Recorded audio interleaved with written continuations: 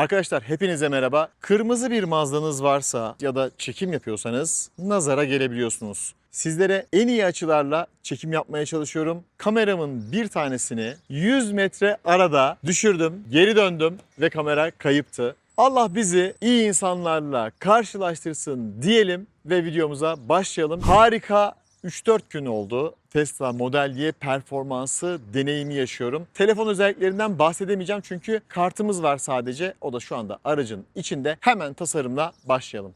Model Y performans kardeşlerine hem benziyor hem de ayrıldığı yerler var. Nerelerde ayrılıyor? Ön taraftaki bu ağız kısmıyla, yan taraflarındaki hava giriş kısmıyla kardeşlerinden ayrılıyor. Neler var? Onlara bakalım. Önde boylu boyunca bir LED imzamız var. Çok güzel duruyor. Kameramız var. Aynı zamanda fıskiyesi de var. Aktif hava girişlerimiz bulunuyor ve bakın şurası parlıyor zaten. Piyano siyahı renginde hava girişleri geldi. Nereye? Arka tarafa. Fren kaliperlerini tabii ki soğutmak için. Jant tasarımına baktığımızda harika, çok güzel bir jant tasarımı var. Şurada normalde aerodinamik parçalar var. Onları takmamışlar. Ben de takmadım. Böyle çok güzel duruyor. Lastik çapımız önde 255, 35, 21 Pirelli P Zero lastiğimiz bulunuyor. Arkaya geçtiğimizde lastik çapımız biraz daha genişliyor. 275, 35, 21 oluyor. Yani ön arka yapacaksanız işiniz biraz zor. Fren diskinin ve kaliperinin aslında birebir aynı olduğunu söyleyebilirim. Buradaki en büyük fark kaliperin kırmızıya boyanması. Şöyle detay olarak da bakarsak amortisör sisteminin detaylarını görebiliriz. Aynı zamanda adaptif şasi kontrolümüz bulunuyor. Sileceklerin üzerine yerleştirilmiş fıskiye çok güzel iş görüyor. Burada toplamda 3 tane kameramız var. Kamera demişken 1, 2, 3, 4, 5, 6, 7, 8. kameramız da aracın içinde bulunuyor. Ayna piyano siyahı renginde. Üst tarafta açılmayan bir cam tavanımız var. Keşke açılsaydı dedim açıkçası. Birkaç haftadır sunroofu olan bir araç kullanıyorum.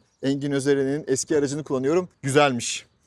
En büyük sıkıntı şu kapıları açmakta oldu. Çok kişiye Tesla Model Y performans deneyimi yaşattım. Sol elle de bu şekilde açılıyor arkadaşlar. En büyük sıkıntı burada oldu. Arka tarafa doğru geldiğimizde böyle liftback tarzı bir tasarım var. Spoiler eski modellere göre daha az bastırma kuvveti oluşturuyor. Aerodinamik olarak havanın daha iyi bir şekilde akmasını ve aracın arkasında vortexlerin oluşmasını önlüyor. Böylelikle aerodinamik kas sayısı biraz daha iyileştirilmiş oluyor. Şurada gizli güzel bir şarj kapağımız var. Tesla'ların zaten kendi aparatlarını kullandığınızda buna basmanıza bile gerek yok. Kumandanın üzerinden basıyorsunuz, açılıyor. Şarj bittiğinde otomatik olarak kendisi kapanıyor ya da şöyle bastırdığınızda hafiften ilk hareketi verdiğinizde kendisi kapanıyor. Arka tarafta harika bir Tesla imzası var. Bu aracın performans olduğunu bir de buradan anlıyoruz. Başka nerede anlıyoruz? Tamponların altında difüzörler var. Aracın altı tamamen kapatılmış. Bu araç 4 çeker olduğu için hem önde hem de arkada motorumuz bulunuyor. Sahte hava çıkışlarımız var burada. Sis farlarını gerekmedikçe açmayalım diyelim. Işıklandırma sistemiyle, dış görünüşüyle çok güzel. Kırmızı yakıyor, ateş ediyor ama demek ki nazara da geliyor. Arka camlar görmüş olduğunuz gibi karartılmış. Özellikle güney bölgelerimizde yaşayanlar için bu camı da biraz olsun bir ton daha belki karartmalarını tavsiye ederim. Çünkü içerisi gerçekten sıcak oluyor. Gelelim bagaja. Bagajı şuradan açtık. Ayak hareketiyle açamıyoruz. Güzel, kullanışlı bir bagajımız var. Örtüsü de bulunuyor. Bu parça mıknatıslı. Buradan çekip alabilirsiniz. Şöyle kocaman göstereyim size. Yükleme eşiği yok. Kanca karşılıkları bakın şurada sağ tarafta bulunuyor. Burada kocaman bir alan var. Yine sol tarafta da büyük bir alan var. 12 volt soketi burada bulunuyor. Koltukları buradan yatırıyoruz. Gerekirse ön koltuklar hareket edecektir. Bastım. Evet, ön koltuk hareket etti. Diğerine de bastım. Ön koltuk hareket etti. Daha sonra koltuk tekrar eski pozisyonuna geliyor ön koltuklar için. Burada harika bir yaşam alanı oluyor. Sunroof gerçekten çok güzel. Tekrar bastık ve koltuklarımız tekrar eski pozisyonuna geliyor. İşte burada o aerodinamik kiti görüyoruz. Parçalar böyle küçük küçük.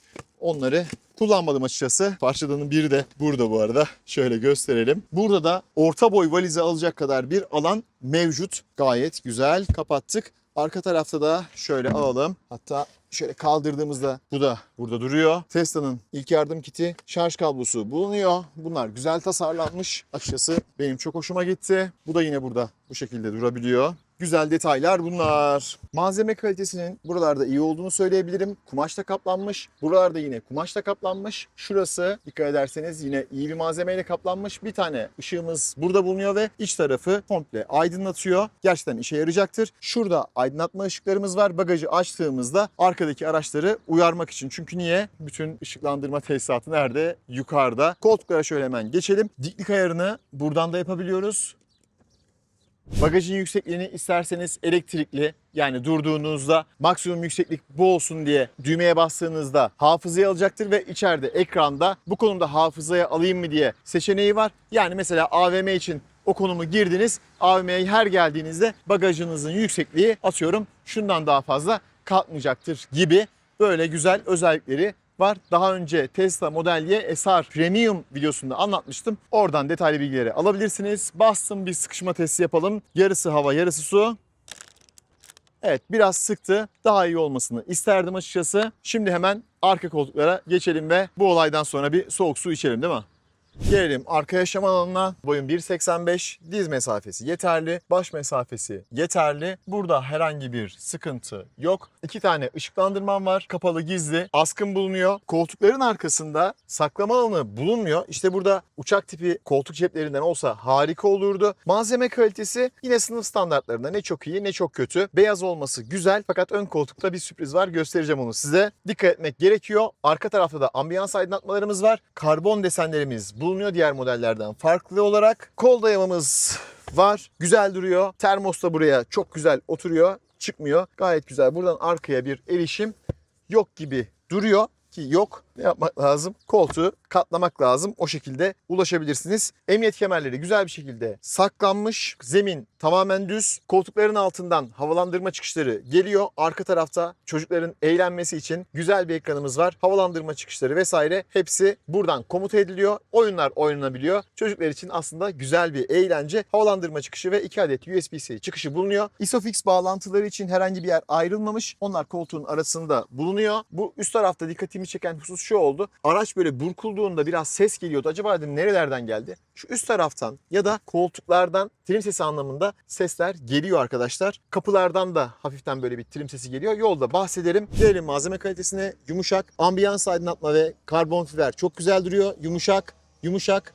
Buralar gayet güzel. Kapıyı buradan açıyoruz şöyle elektriki olarak. Mekanik olarak açmak istersek de şurada yeri var. Güzel bir şekilde boyanmış ama bunun burada olduğunu bilmek gerekiyor arkadaşlar. 12 voltluk akü bittiğinde işte buradan açmak gerekiyor. Dışı ve içi güzel bir şekilde kapatılmış. Sınıf standartlarını rahatlıkla karşılıyor. Yine buradaki malzeme kalitesinde güzel olduğunu söyleyebilirim. Tek tuşla camımız açılıyor ama tamamen açılmıyor. Keşke tamamen açılsaydı dedim. Şöyle kolumuzu belki koyarız. Geldik ön tarafa. Koltuğumuz güzel. Burada yine Insane amblemimiz var. Çok güzel duruyor. Tek parça olması güzel. Direksiyonumuz da çok şık. Bu sefer baldır desteğimiz de var. Bel desteğimiz var. İşte sıkıntı olan husus şurası arkadaşlar.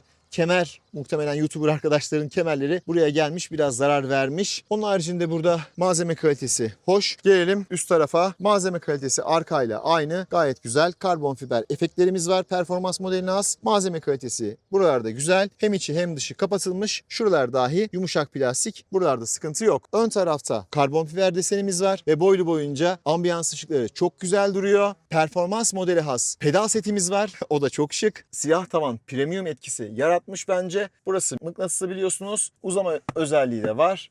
Bu da güzel. Açtığınızda böyle yavaş yavaş açılıyor. O da hoş olmuş. İhtiyaç olursa vitesi değiştirmek için dörtlüyü buradan yakıyoruz. Işıklarımızı buradan açıp kapatabiliyoruz. Vitesimizi genelde buradan değiştiriyoruz. Yukarıda ekran çıkıyor arkadaşlar. Emniyet kemerini bağlamadığım için çıkmadı şimdi. Kendinden kararan bir dikiz aynamız var. Direksiyon çok kullanışlı. Çok güzel. Sürüşte bunlardan bahsedeyim. Buranın manuel açılması da şu şekilde oluyor. Şöyle çektiğinizde açılıyor arkadaşlar. Kapılarla ilgili güzel bir özellik var. Eğer arkanızdan veya önünüzden bir araç geliyorsa ve bu aracın kapıya çarpma durumu varsa siz buradan elektronik olarak açsanız da düğmeye bassanız da kapıyı açmıyor. Bu özelliğini beğendim. Torpido gözümüz küçük. Onu da hemen şöyle ayarlardan, kontrollerden torpido gözü işte burada. İçinde bir USB-C kartımız var. Kameradan alınan bilgiler buraya kaydediliyor. Malzeme kalitesi anlamında herhangi bir sıkıntı yok. Güzel bir şekilde kaplanmış ve mıknatıslı. İki telefonu da aynı anda şarj edebiliyoruz. Fakat şarj hızının iyi olmadığını söylemek istiyorum. Burada malzeme kalitesi biraz daha sert. Fakat rahatsız olmadım çünkü dizimi pek buraya böyle getirmedim. Hatta zaten pek fazla basmadım desem yeridir gaza frene. Derince bir alanımız var burada. İçinde 12 volt soketi bulunuyor. Şık bir kapanışı var. Termos burada rahat bir şekilde duruyor. Burada da bir 12 volt soketimiz bulunuyor. İçi buranın buraya kadar. Bunun nereye kadar? Şöyle şuraya kadar geliyormuş. Şuraya kadar gidiyor. Genişçe bir alan burada mevcut. Kablo sıkışmasın diye şurada bir boşluk var. Kapattık. Herhangi bir problem yok burada. Şimdi ön tarafa geçelim. Şuradan hemen aç diyelim. Açsın. Geldik, kaldırdık. Evet, görmüş olduğunuz gibi burada da 117 litrelik bir bagajımız bulunuyor. Çekme demirimiz burada. Su tahliye deliği burada. Burada bir ışığımız yok. Fakat şöyle söyleyeyim. Buraya su doldurursanız, içine de karpuz, kola vesaire koyarsanız harika bir şekilde kamp malzemelerinizi koyabilirsiniz. Yalıtım var. Malzeme kalitesi güzel. Her yer güzel bir şekilde kapanmış. Şurada yayaları korumak için bir amortisörümüz bulunuyor. Çarpma anında kaput yukarıya doğru kalkıyor. Polen filtresi altında. HEPA filtreli var. Çok güzel. Gerçekten içeriye herhangi bir koku vesaire gelmiyor. Boydan boya arkadaşlar. Bayağı büyük. Cam suyunu sadece buradan ikmalini yapıyoruz. Işıklarımız da geldi bu arada. Şurada da arkadaşlar dün bir video çektim. Uzun yol yaptım. Uzun yolda akümüz bitti. Motor kaputunu açmak için şuradan açıyoruz, bu kapağı alıyoruz. 12 voltu buraya bağlıyoruz. 9 voltluk piller vardır bilirsiniz. Onlar dahi burada iş görüyormuş. Onu da eklemek isterim. Üst tarafta da güzel bir yalıtım malzemesi var burada. İçeriye su girmesin diye arkadaşlar. Burada herhangi bir yalıtım malzemesi yok. Herhalde ihtiyaç da duymamışlar diye düşünüyorum. Çünkü ses yalıtımı anlamında herhangi bir problem yaşamadım ben burada. Şimdi gelelim en güzel kısma, yani sürüş kısmına. Ekran hemen geldi. Bağladım. Daha doğrusu anahtarı koydum. Emniyet kemerimi bağladım. Gitmeye hazırım. Yani hızlı bir şekilde açılıyor. Direksiyon ayarım. Şöyle kameraya da bakayım. Güzel gözüküyor. Olur da ayarlamak isterseniz direksiyona geldik. Yukarıya aşağıya şuradan ayar yapabiliyoruz.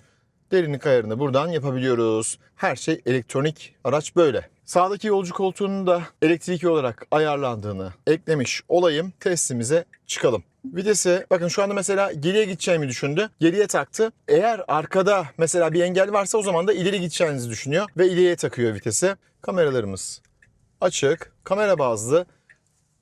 Sensör bazlı değil. Evet ama güzel. Güzel gördü. Harika. Geldik geriye. Her iki aynada aşağıya doğru eğildi. Nereye gideceğimizi gösteriyor. Bakın şurada park yerini gördü. İsterseniz başlat derseniz oraya park eder. Sağda solda kimse yok ama hemen göstermiş olayım diye açıkçası gösterdim. Hem dikey parkta hem yatay parkta başarılı ama %100 başarılı değil. Zaman zaman iyi park edemediği de oldu arkadaşlar. Onu da ekleyeyim size. Geldi mesela, park etti. Evet. Durdu. Bitirdi işini. Park tamamlandı diyor. Park frenini çekiyor. Kartınızı alıp çıkabilirsiniz. Şimdi emniyet kemerimi tekrar bağladım.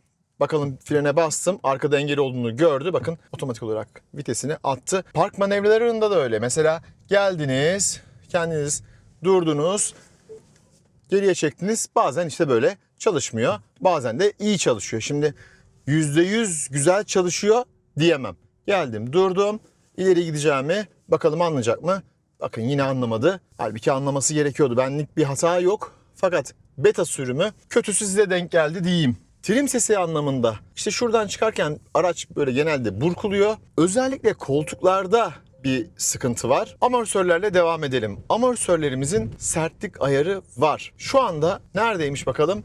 Kendi hissiyatıma göre söylüyorum. Standart mı, spor mu? İlginç. Spordaymış. Standarda aldığınızda biraz daha yumuşuyor. Onların çekimlerini aldım. Bir önceki kamerayı da almıştım.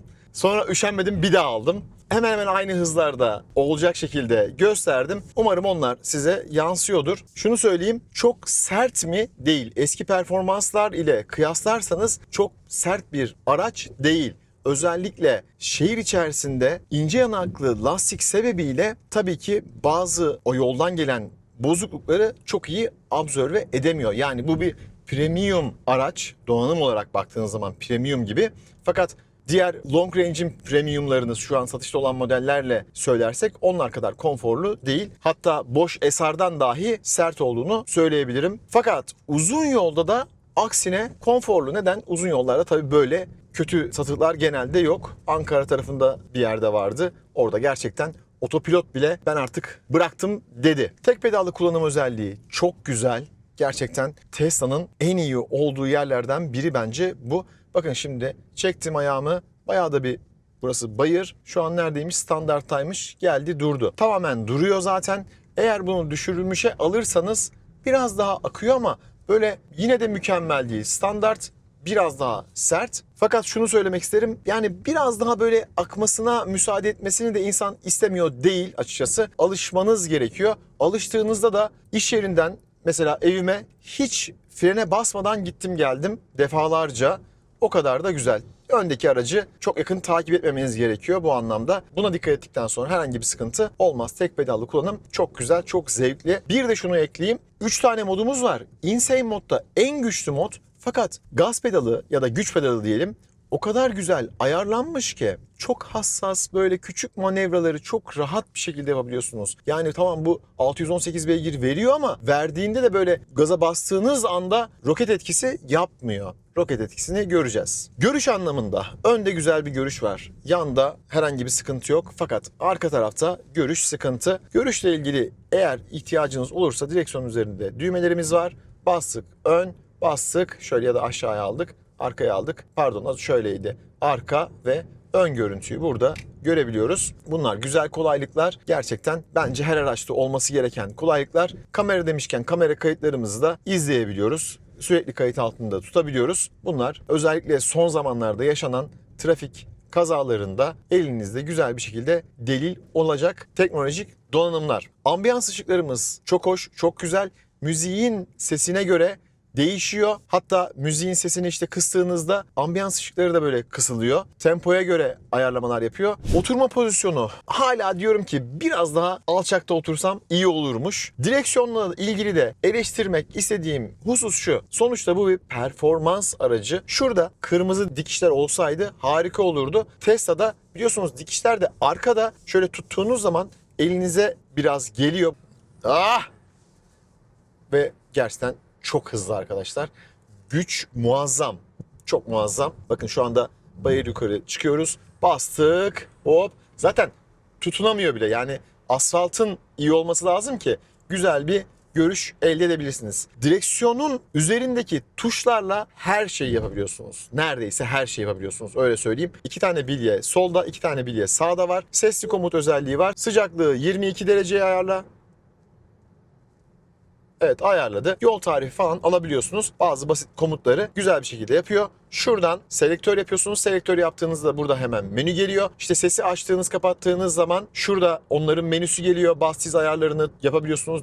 Ton ayarlarını yapabiliyorsunuz. Yani neyle uğraşırsanız onun kolay erişimi hemen elinizin altında. Mesela hız tabelası 70. Bastım üzerine, hız tabelası artık bana gelmeyecek gibi kolaylıklar var. Kontrollerde aynı ayarlarımızı yine direksiyon üzerinden yapıyoruz. Çocuk kilidini vesaire buradan ayarlıyoruz. Cam silecekleri çok güzel çalışıyor. Fakat zaman zaman bu modelde de aynı şekilde oldu. Dengesiz çalıştığını gördüm. Yani herhangi bir yağmur yok. Burada düğmeye basmadım ama çalıştı.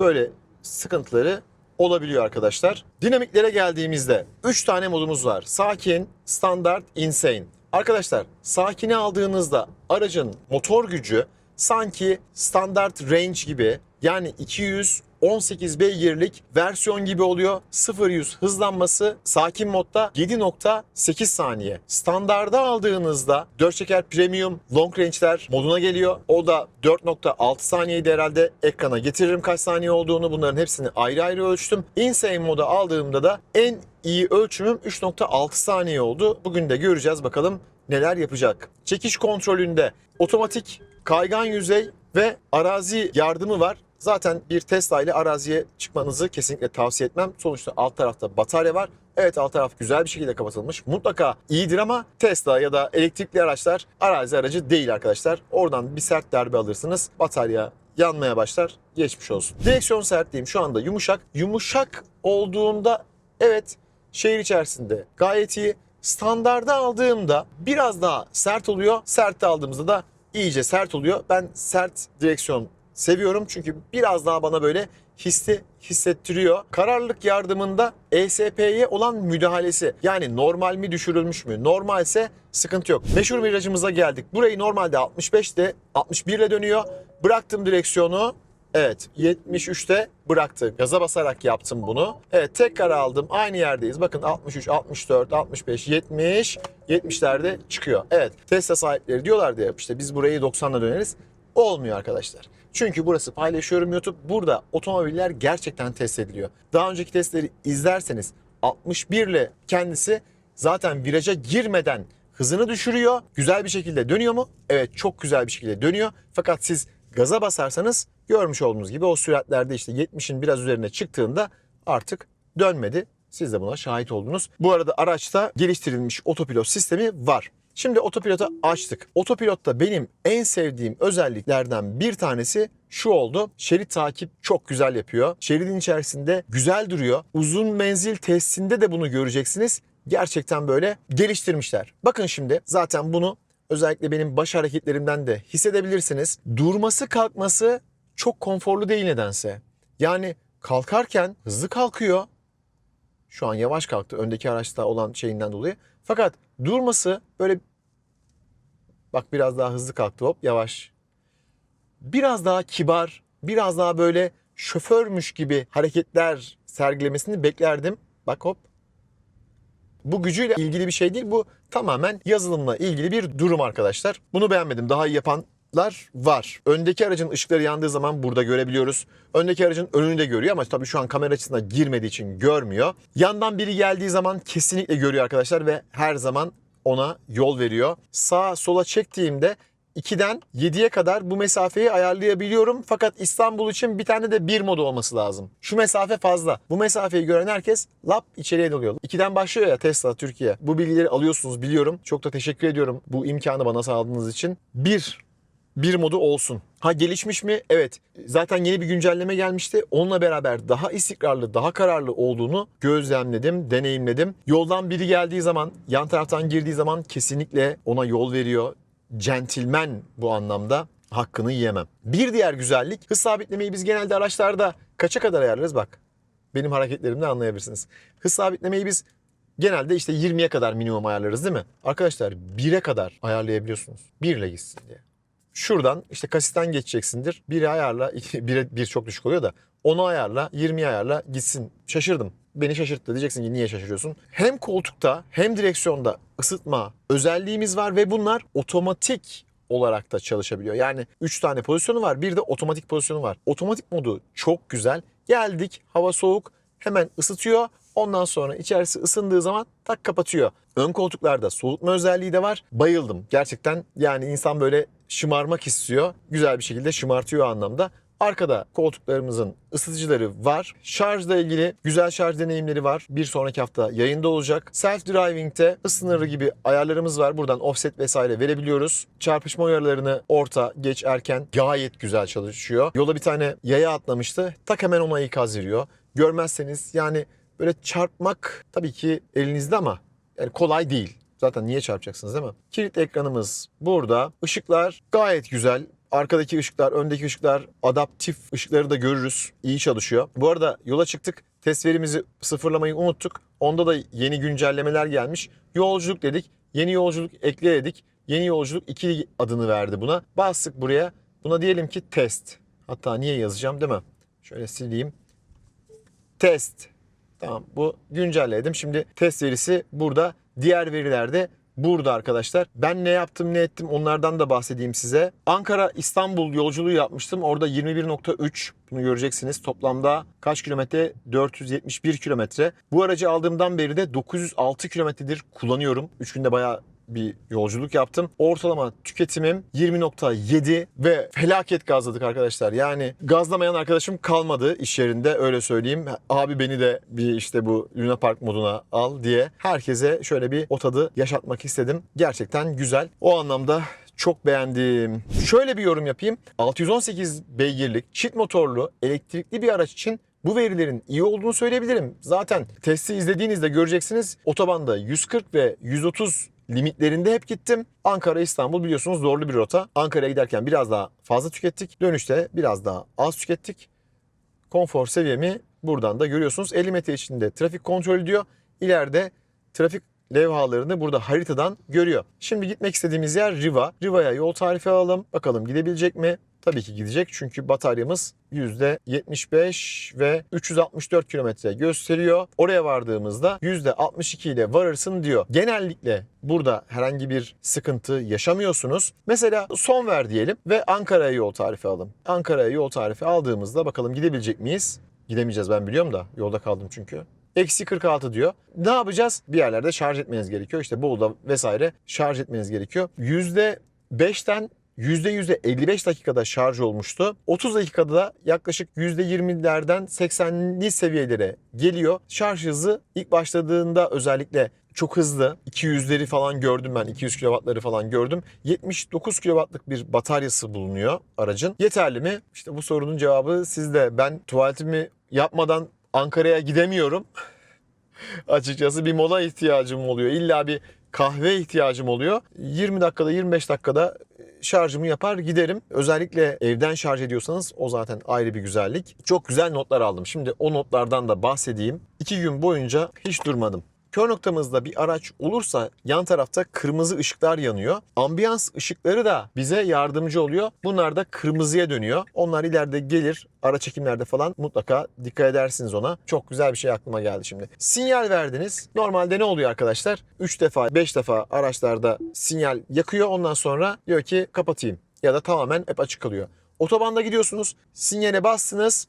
Şerit değiştirdiğinizde sinyali kapatıyor. Çok da güzel çalışıyor. Gelişmiş otopilot da kendisi şerit değiştiriyor. O da başarılı. 0-100 hızlanması anlamında %20'ye kadar gerçekten iyi performans verdi. Fırlatma modunu iyi çalıştırdı. %20'nin altında biraz böyle performansı düşüyor. %20'nin üzerinde o 3.6, 3.7 değerlerini elde ettim. İçerideki yolcu sayısına ve zemine göre. Genelde hep böyle tek elimi koydum arkadaşlar. Neden? Çünkü iki elimi koyduğumda iki elimin ağırlığı da geliyor ya buraya. Hissetmiyor. Zaman zaman diyor ki işte direksiyona müdahale et. Halbuki buradayım. O yüzden şöyle elimi koydum ve bu şekilde seyahat ettim. Parmağımı buraya koyduğum zaman bir şey değişiyor mu diye baktım ama değişmiyor. Yorumlarda yazmışlardı. Parmağını da şuraya değdirsen algılıyor diye. Öyle bir şey yok. Elinizin ağırlığını, yani şu küçücük hareketinizi hissetmesi gerekiyor sistemin. Performans modellerinde ne isterdim mesela? Arada yaramazlık yapmak istiyoruz ya. Defalarca yaptık. Gücü keşke böyle ön tekerlek, arka tekerlek ayarlayabilseydim diye çok içimden geçirdim yani. Özellikle arkaya böyle daha fazla gücü verip işte yanlama vesaire tabii uygun yerlerde yapılabilir mi? Yapılabilir diye düşünüyorum. En azından pist modu olabilirdi değil mi? Eski performanslarda vardı mesela. Yan tarafta mesela kimse yoksa oranın iklimlendirmesini çalıştırmıyor, koltuğunu çalıştırmıyor. Ayrıldı gitti. Yine hemen koltuğunu kapatıyor. Bunlar güzel. Bak şimdi hemen verdiğim ikazımı kırmızıya döndü. Diyor ki orada kör noktada biri var. Görmüş olduk. Centilmen bir araç. Açtınız, yüksek sesle müzik dinliyorsunuz. Kapıyı açtığınızda müzik sesini kısıyor. Bu da hoşuma gitti. Trafik ışıklarını burada görüyor. Yeşil yandığında şöyle küçük bir tonla sizi uyarıyor. Tın diyor böyle.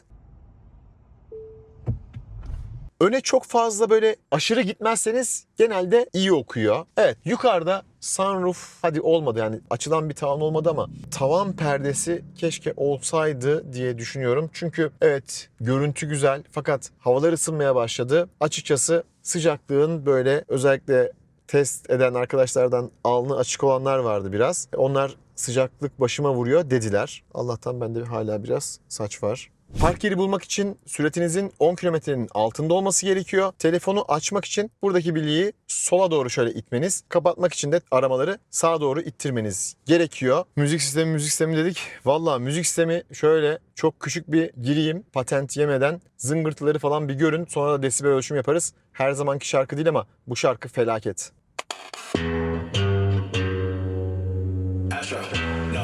Felaket bir ses sistemi var arkadaşlar. 15 tane hoparlör var. Bundan iyisi vardır elbette ama yani test ettiğim araçlar içerisinde en iyilerinden biri diyebilirim. Burada karaoke özellikleri falan var. İşte çocuklar ondan çok eğlenecektir. Çok hoşlanacaktır açıkçası. Çocuklar için de böyle güzel oyuncaklar var. Mesela Tron'u aldığınızda motosiklet ekranı geliyor ve işte müzik çalıyor. Işık şovu var. Onu mutlaka yapacağız. Gece olacak zaten. İşte camlarını açıyor, müzik çalıyor, ışık şovu oluyor ön tarafta böyle. Sanki diskodasınız. Arkada bagajı açıyor, kapatıyor falan böyle. Yani sanki bir araba değil de böyle bir elektronik bir oyuncak gibi tasarlamışlar. Bana öyle geldi. Gökkuşağı muhabbeti şu arkadaşlar. Şu yol böyle gökkuşağı gibi olsun ya da olmasın. Ya buna böyle de işte LGBT falan diye dar bakışlı arkadaşlar var da ben renklerini seviyorum ya. Manyak mısınız abi? Daha fazla gökkuşağı, daha fazla vurgu yapıyor o da. Noel Baba'yı aldığınızda mesela şurası geyikler oluyor. Emisyon var. Ya bu çok ilginç. Kim varsa hangi tarafta hangi tarafta biri varsa işte onların ayarlıklarını işte ne zaman işte mesela dönüş sinyali ile osursun. Dönüş sinyaline osuruyor ya da biri geldiği zaman oha be çok iyi. Ay. Allah Allah.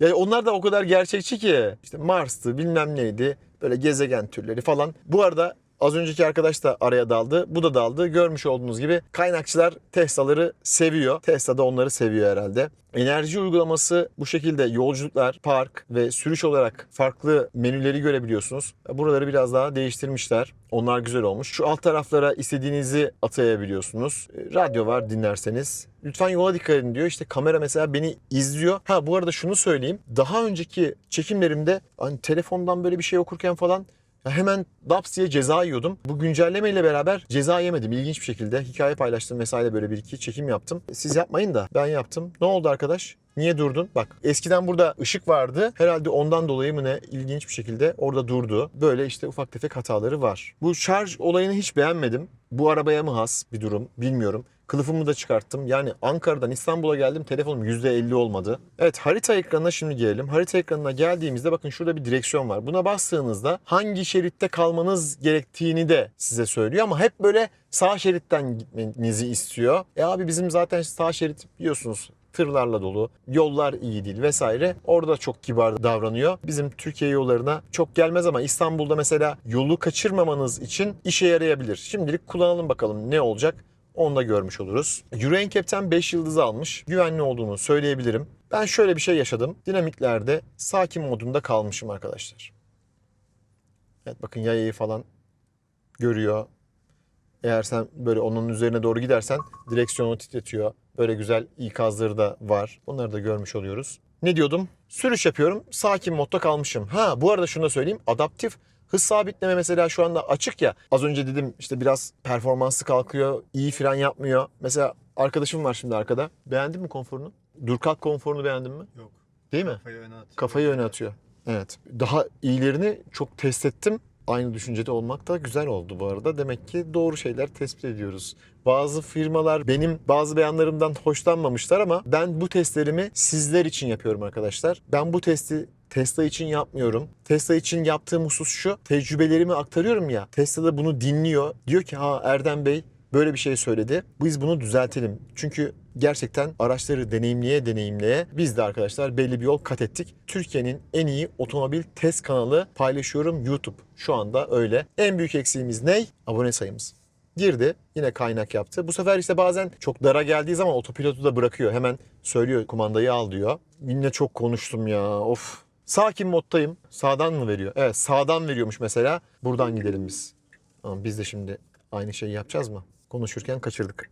Neyse önemli değil. Abimiz bize yol verir inşallah. Onu da buradan görüyoruz. Yanaşalım. Ben sakin mod muhabbetini anlatayım. Sakin moddayım arkadaşlar. Orada unutmuşum. Gaza bastım. Sonuna kadar bastım. Araba gitmiyor.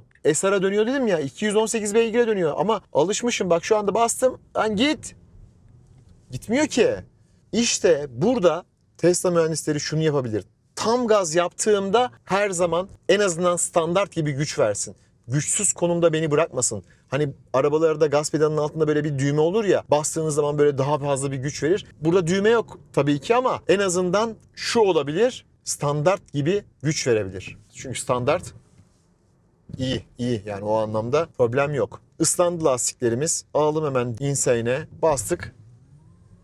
Evet gene tutunması iyi. Bak frene hiç basmıyorum. Hop. Uzun yolda düşürülmüşe alın. Çünkü otopilot devreden çıktığında araç bayağı bir yavaşlıyor. Arkanızdakini zor duruma sokarsınız. Benim almış olduğum notlar bunlar arkadaşlar. Şehir içi sürüşü şimdi özetlersek. Konfor seviyesi tatlı sert. Arkadaşıma da sorayım. O da yılların şoförü. Arkada nasılsın? Yani sert yani. Sert. Arka taraf sert. Kasisleri hissettiriyor. Sallıyor, evet. Yani böyle çok konforlu değil. Tatlı sert diyorum ama tatlı sertin sertine daha yakın diyelim o zaman. Tatlı sert diyemeyiz bu arabaya. Zaten spora aldığımızda o zaman iyice spor oluyor. İşte o da nerede ihtiyacınız olur? Piste çıkarsınız, orada kullanırsınız. Kararlılıkta eğer bunu düşürülmüşe alırsanız o zaman sanki böyle gücünü daha iyi verecekmiş gibi hissediyorum ama kontrolsüz güç olabilir. Uyarı da geliyor. Mesela düşürülmüşe aldığımda diyor ki ESP iyi müdahale etmeyecek, onayla, ona göre yanlış yapma. Şunu da ekleyeyim. 618 beygir, çok hızlı bir şekilde 150-160 km hızlara çıkıyorsunuz. Bir viraja geldiğinizde süratinizi, hani önünüzde de ekran yok ya, şuradan görüyorsunuz hızınızı. Araç da hissettirmiyor. Allah korusun bir kaza bela yapabilirsiniz. Tecrübeli olmadan, tecrübe edinmeden yüksek hızlara çıkmayın. Önde araba var, bakalım görecek mi? Hop, gördü. Bir daha var, bir daha gördü. Ama biz de geçelim.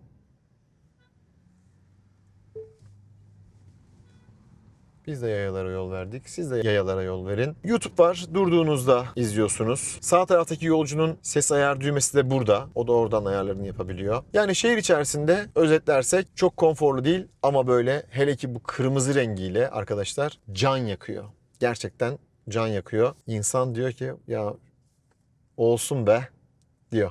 Ha bir de bakın şurada farklı menüler var. Lastik basınçlarını buradan görebiliyorsunuz. Bunları böyle kaydırdığınızda alt tarafta menü geliyor. Ben burada menü olduğunu daha önce bilmiyordum mesela. Yeni öğrendim. Mevcut sürüş 21.5. Bence iyi. Güç anlamında baktığınızda bunu değerlendirmek lazım. Böyle bir güçlü bir araç için normal. Çünkü 2 tane motorumuz var arkadaşlar. Hani her ne kadar siz bundan illaki 618 beygir almanıza gerek yok. 2 motor da çalışıyor. Orada kayıplar var. Isı pompası var. Verimli. Kamp modunu da öğlen arası bugün biraz böyle bir çok yorulmuştum. Araç şarj olurken. Açtım valla. Gayet iyiydi. Zaten Esar'la bir kamp yapmıştım. Gerçekten güzel. Şehir içini böyle özetleyelim. Şehir dışına çıkmadan tekrar verileri söyler. Oradan devam ederiz. Ambiyans ışıklarında ana renkler var böyle. Mavi, beyaz, mor, pembe. Çok da güzel böyle. İstediğiniz rengi ayarlıyorsunuz. Ben kızlarım için şöyle pembiş ayarlamıştım. Şöyle müziği de şimdi hafiften böyle bir açayım. Müzik için tabii ne yapmamız lazım? Şurada aşağıya geldik. Müzikle senkronize et dedik. RBG'yi açtık. Basa göre şey yapıyor. Sesini kıstınız. Bakın o da kısıldı. Değil mi? Çok güzel ya. Ya gerçekten bunu güzel ayarlamışlar. Albüm rengine göre falan yapabiliyorsunuz. Ya bunlar benim çok hoşuma gitti. Tek pedallı kullanım da çok hoşuma gitti. Bak şehir içerisinde belki hiç frene basmadım desem yeridir. Ayağımı gaz pedalından çektiğimde kırmızı ışıkların arkadaki o stopları yakıyor ki arkadakileri uyarsın. Geldik şehir içi turumuzun sonuna. Güzel. İkazlar yerinde. Hoş. Şehir içinde güvenli ama maksimum konforu size vermez. Fakat ara ara eğlenmesiyle BMW'ci yolda tutamıyor arabayı. Lan oğlum, kaçacaksınız bunlardan arkadaşlar. Uzaklaşacaksınız böyle. Sis farını yakan tipler var ya, onları gördünüz, bulaşmayın. Ne yaktık ondan da bahsedelim. 21.3. 218 beygirlik versiyonla yapmış olsak biz 17-18 civarı yakardık herhalde kilowatt saat. Şunu merak ediyorum. Kırmızı renk yaptığımda, kör noktada uyarı yaptığında hani kırmızıyı alıyordu ya. Kırmızıda ne olacak? Onu merak ettim. Onu da otobanda deneriz. Dinamiklerimizle geldik. Insane moddayız. Diğer şeylerimiz güzel. Spor modda devam edelim. Hız sabitlemeyi açtım. Bakın bariyer var. Evet. Bu sefer kendisi mi düşürdü hızını? Kendisi düşürdü hızını. Hiç basmadım.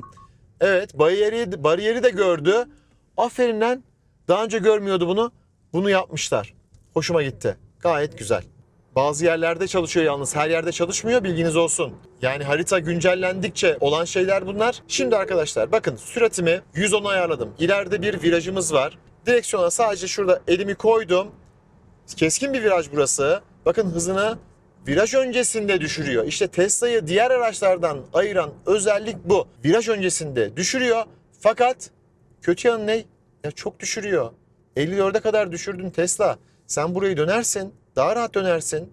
Burada zorlamayayım. Sağa doğru döneceğiz ya şimdi. Orada gaza basarım. Ha bak burada da çok kararlı değil. Farkında mısınız? Biraz daha kararlı olması lazım. Evet. Şurada ben şimdi önce bir ellemeyeyim, bakayım ne yapacak. Biraz hızlandı. Viraj olduğunu bildiği için çok fazla hızlanmıyor. Sert viraj algılandı diyor. Mesela gaza bastım. Çıkacak mı virajdan? Evet. Şeridinden çıktı. Yani bunu mesela tutmasını beklerdim açıkçası. Geliştirilmesi gereken yerler var. Kör nokta uyarı sistemini şimdi bakalım deneyeceğiz. Sağ sinyal verdim. Ha, yanıp sönüyor. Tamam, güzel yapmışlar. Yine anlıyorsunuz. Sinyal verdim ya. Ta dönene kadar sinyal açık kalıyor. Değiştirdim, hop gitti. Verdim, değiştirdim, gitti. Bunları gerçekten iyi yapmışlar. Direksiyona son müdahalemi yaptım. Bakalım direksiyona müdahale etmezsek ne olur? Elimi bıraktım. Ellerim burada artık. Ellemiyorum, müdahale etmiyorum. Güzel bir şekilde ortalıyor. Önündeki araçları görüyor ve takip ediyor. Şurada sağa geçin diyor ama ben bunu kapattım şimdi. Evet. Hep o sağa gitmek istiyor çünkü. Görsel ikaz geldi. Direksiyonun simidine biraz dönüş kuvveti uygulayın diyor. Uygulamayacağım. Belki kalp krizi geçiriyorum şu anda. Sinyal biraz daha arttı. Ortalamaya devam ediyor. Öndeki araçta olan mesafesini koruyor. Görsel uyarımız biraz daha arttı. Şiddetlendi. Sesli ikazlar gelmeye başladı. Daha fazla sesli ikaz geliyor. Otomatik direksiyon kullanılamıyor.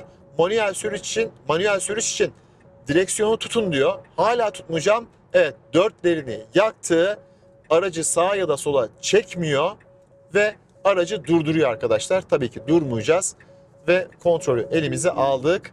Dörtleri de kapattı. Güzel. Çok iyi. Gerçekten çok iyi. Tabii ki biz kullanıcılar olarak fazlasını isteyebiliriz. Bir de zaten sağ şeride geçme özelliği var ya Tesla'da. Sağ şeride geçip durmuş olsa harika olurdu. Tadından yenmezdi. Bunu yapan bazı markalar var. Fakat o bazı markaların da tüm modelleri bunu yapmıyor. Bu bilgiyi de ekleyeyim, söylemiş olayım. Ben şimdi otopilotu çalıştırabilecek miyim? Çalıştıramayacağım.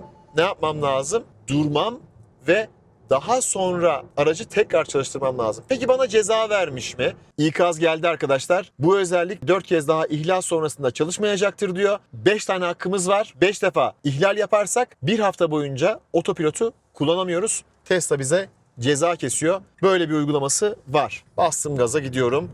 Güçlü olmak da bizi kurtarıyor zaman zaman, değil mi? Gaz pedalı da bir kazadan bizi koruyabilir. Süratim 100 ayarlı, GPS hızım 98. Desibel ölçümlerimizi GPS hızımıza göre yapacağız. 90 65 desibel, 100 66 desibel, 110 67 desibel, 120 68 desibel olarak ölçtüm. 120'de daha fazla lastik sesi hakim. Tabi 21 inç lastikler biraz daha fazla ses yapıyor. Rüzgar sesi 120'den sonra böyle küçük küçük gelmeye başlıyor. Şöyle biraz daha 140'lara doğru çıkalım. 130'da sıkıntı yok. 140'ta rüzgar anlamında bir sıkıntı yok. Çünkü aerodinamik katsayı sadece verimlilikle ilgili bir husus değil arkadaşlar. Aracın sürtünme katsayısı ne kadar azsa o kadar da az ses üretiyor. Bakın şimdi sinyal verdim. Direksiyonu hafiften sağa çevirdim. Hop, kendisi otomatik olarak şerit değiştiriyor. Bu geliştirilmiş otopilotun güzel bir özelliği. Çok kullandım. Ankara'dan İstanbul'a herhalde o yorgunlukla gidip gelemezdim. 14 saat içerisinde gittim geldim. Arada yolda kaldım vesaire durumları var. Haftaya çok eğlenceli güzel bir video sizi bekliyor arkadaşlar. Son hızı 250 ile sınırlandırılmış. 200'e kadar da çok güzel bir şekilde hızlanıyor arkadaşlar. Otopilotu maksimum 140'a kadar kullanabiliyoruz. 140'tan sonra kullanamıyoruz. Şimdi mesela 140'a geldik. Eğer gaza basarsanız otopilot devreden çıkıyor. Bu sefer yine aracı durdurup çalıştırmamız gerekebiliyor. Bir iki defa benim başıma geldi. O da bir bilgi olsun. Konfor anlamında 130'da 120'de daha konforlu, daha istikrarlı, daha güzel, daha böyle az yoruyor sizi. Tünelin içine girdik. Rüzgar sesi gitti. Burada kaliteli asfalt var, sıcak asfalt var. Şu anda da mesela lastik sesi tamamen gitti. Dışarı çıktım. Şu anda yol sesi daha fazla. Yani rahatsız eder mi? Etmez. Açarsın bir güzel müzik, dinlersin. Yani rahatsız edecek bir düzeyde sıkıntısı yok arkadaşlar. Gelelim en sevdiğimiz kısımlardan biri olan Viraj performansına her zaman geldiğimiz yer. Bayağı da keskin bir viraj. Burada Toros'lar çok güzel dönüyor. Rollway'ler çok güzel dönüyor. Bakalım Tesla'da güzel dönebilecek mi? Hızlı geldik. 120 ile rahat döneceğini düşünüyorum. Önce dışarıda, daha sonra virajın içerisinde olacağım. Evet, 110'a kadar düştüm. Biraz hızlı gelmiştim çünkü. Body roll var, yani biraz sola yattım.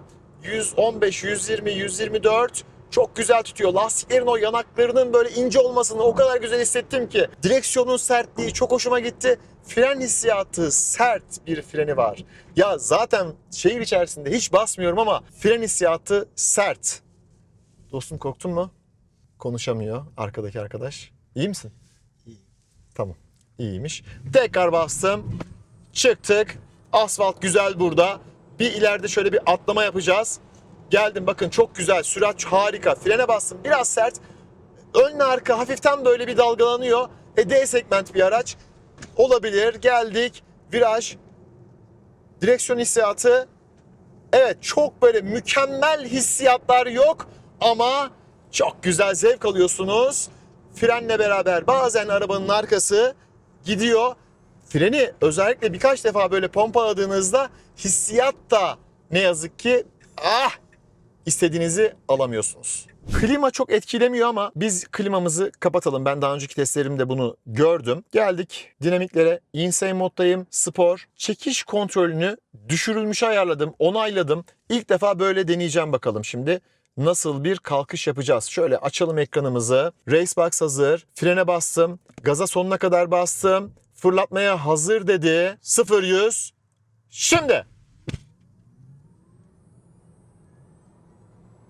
0-100 3.84. Araçta 2 kişiyiz. Bir de tek kişi deneyelim. Aynı modlardayım. 0-100 fren, gaz, fırlatmaya hazır. Geldi, ESP off.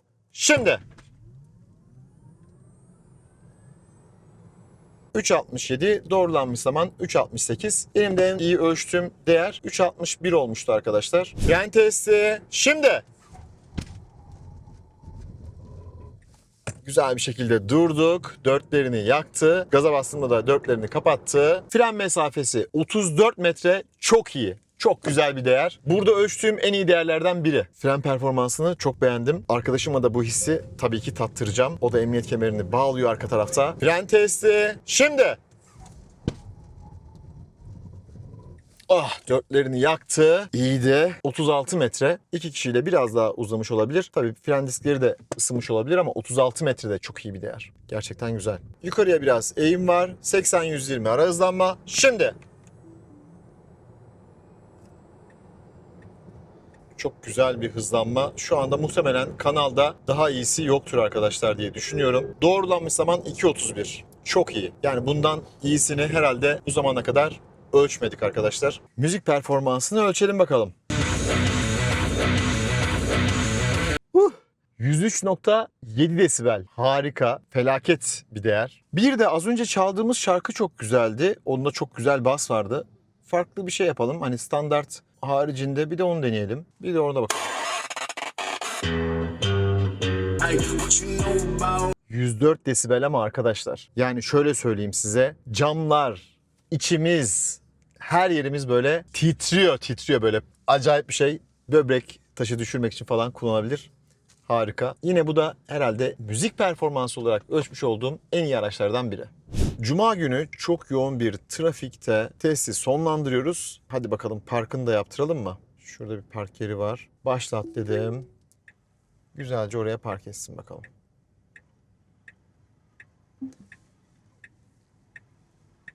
Ben kontrol ediyorum sadece.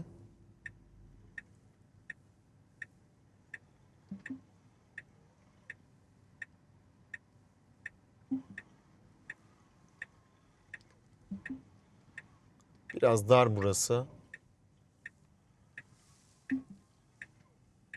Evet. Yanımıza da biri geldi. Hah, iyi bari. Tamam. Yani biraz dar derken standartlarda, öyle söyleyeyim. Güzel bir şekilde yanaştırdı, ortaladı. Tamam, bitti, bu kadar. Gidelim hemen hızlıca nasıl şarj ediyoruz onu da gösterelim. 21.03'te %45 217 kilometre ile şarja girdik. Bir kelamda Tesla süperşarjırımızı aldık. Düğmesine bastık. Kapak açılmadı. Normalde bazen açılıyor, bazen açılmıyor. Bir iki yerde böyle sıkıntı var. Belki çalışmıyordur.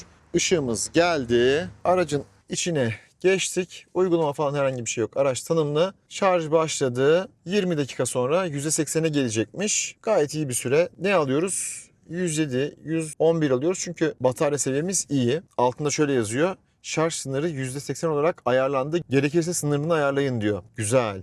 Yani yoğunluk varsa otomatik olarak bunu yapıyor arkadaşlar. Bu da güzel aslında. Yani bilinçlendiriyor bir yandan size. Gelelim ne tükettik? Yolculuklar, test aşağıda. Biz bastık bu arada arkadaşlar. Yine dayanamadık. Valla dayanabilene aşk olsun diyeyim, ne diyeyim. Helal olsun diyeyim. 93 kilometre yol yaptık. 23 kWh. İyi bir değer. Toplamda 999 kilometre. 1000 kilometre yol yapmışım. Güzel 4 günde. 1000 kilometre ortalaması da 20.3. Çok performanslı kullandım arkadaşlar. Siz eğer yüzüme de nur gelsin, daha ekonomik kullanırsanız 17, 18 rahat bunlar bence görülebilir. Evet dostlar, dün biraz yorgundum. Biraz değil, çok yorgundum. Enerjim artık tükenmişti. Videoyu o enerjiyle bitirmek istemedim. Hatta şarjımızı da %80'e kadar yapmadık. Toparlayayım aracı. Videoyu öyle bitirelim. Uzun yolda gerçekten araç çok iyi. Adaptif sürüş sistemi geliştirilmiş. Şehir içerisinde kullanımı zevkli, konforlu, sessiz bir araç, pürüzsüz bir araç. Şehir içinde dahi insane modda hep kullandım. Zaten hep insane modda kullandım. Çünkü böyle gücün ayağımın altında olmasını hep istedim. Bastığımda böyle gitsin istedim. Uyarıları da zaten zamanında veriyor. Vitesle ilgili hakikaten nazara geldik. Ben de bir daha tekrarlamak istemedim. Ne yaşadıysam onu sizlere aktarmak istedim. Fakat şimdi ara görüntü olarak bunları gireyim. U dönüşü yaparken sıkıntı yaşamadım. Hatta bir elimde telefon, bir elimde de direksiyonu çevirdim. Gayet iyiydi, harikaydı. Hata yapmadı. Fakat dönüş çapıyla ilgili artık biraz daha böyle Tesla hakkında tecrübelerim oldu. Evet arkadaşlar, dönüş çapı biraz o beklediğimiz şehir içi performansı vermiyor. Uzun yolda falan zaten yani diğer yerlerde sıkıntı yok. Bunu konuşmaya gerek yok. Arabanın bir de güzel yanı şu. El freni yok. İşte vitesi parka almakla ilgili bir derdimiz bile yok. Geldik kapıyı açınca bile hemen parka alıyor vitesi. El frenini çekiyor. Arabaya bindiğinizde böyle bir çalışan bir şey yok. Frene bastınız tak otomatik olarak çalışıyor. Hızlı çalışıyor. Her şey hızlı. Sadece böyle şu navigasyon ekranında bazen konum girdiğinizde acil böyle hemen yol ayrımındasınızdır ya. Onu böyle göremiyorsunuz, hemen gelmiyor. Onda da bir düğme var. Ona bastığınız zaman geliyor ya da işte elinize şöyle bir zoom yapmanız gerekiyor. Sabah kızım şunu söyledi. Dinamiklerde standart, sakin ve insane var ya. Insane neden Türkçe'ye çevrilmemiş baba dedi. Kızım dedim, insane biliyorsun İngilizce'de deli, manyak demek. Şimdi oraya deli, manyak yazmak istememişlerdir. Bundan dolayı olabilir dedim. Sonra biraz böyle baktım şeylerine de, menülerine de. Genel anlamda güzel. İşte self driving'i de mesela çevirmemişler. Kendi kullanımın gibi. Yani bazı şeyler de artık Türkçemize girmiş ne yazık ki. Böyle bir durum var. Ne kadar kayda değer bir durum bilmiyorum artık. Aracı teslim ederken de duygularımı paylaşayım. Gerçekten çok keyifli bir zaman geçirdim. Tesla Türkiye'ye çok teşekkür ediyorum. Güzel bir imkan sundular. Benim için çok zevkliydi. Müziğe doyamadım desem yeridir. Yani arabaya kim bindiyse herkes müzik performansına hayran kaldı. Herkes aracın performansına hayran kaldı. O anlamda da bence sınıfında en iyi araçlardan biri. Şehir içinde hani bir eksik olarak şunu söyleyeyim. Trim sesleri, araç çok sessiz olduğu için böyle burkulmalarda falan hafiften geliyor. Bir de şehir içerisinde amortisörün sertliği biraz rahatsız ediyor. Tercih ederken bu aracı bunları bilin de alın diye söylüyorum.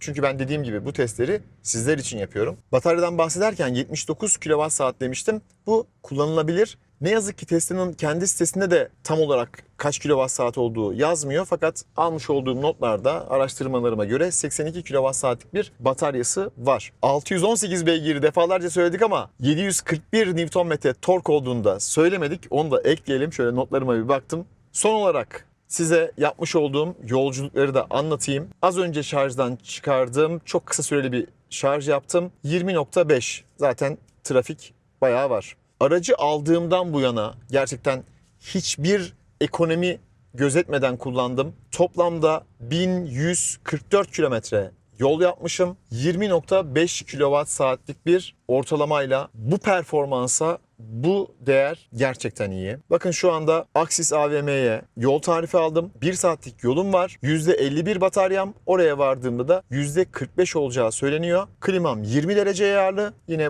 bunun da iyi bir değer olduğunu söyleyebilirim. %45'ten farklı bir değer olursa da ve unutmazsam ekran görüntüsünü paylaşırım sizlerle arkadaşlar. Eklemek istediğim bir diğer özellik, yarı otonom sürüşteyiz mesela şu anda ve şerit değiştirmek istiyorum. Sinyal verdiğimde tabii ki kendisi tamam şerit değiştiriyor ama ben şeridi değiştirmek istediğimde otomatik olarak sistem devreden çıkıyor. Ön cam sileceklerinin de çalışma performansını beğendim. Hem alanı güzel bir şekilde temizliyor hem de silecek yukarıya giderken sadece su fışkırtıyor ve aracın üzerine kesinlikle su gelmiyor. Bu tasarımı da beğendim. Evet arkadaşlar, Tesla Kağıthane'ye geldim. Yolu kaçırdım. %47 ile varacaksın diyordu. %46 ile vardım. Menzil olarak ne veriyormuş? 225 kilometre menzil veriyor. Sıcaklığı 22'ye çıkarttım çünkü çok soğuk oldu. Yolculuğa gelelim. Bu yoğun trafikte ne yapmışız? Mevcut sürüş 13.3. 1 saat 24 dakikada. Verimli olmak böyle bir şey arkadaşlar. Güzel. Güzeldi. Ortalamayı düşürdüm. Ayrılık zamanı.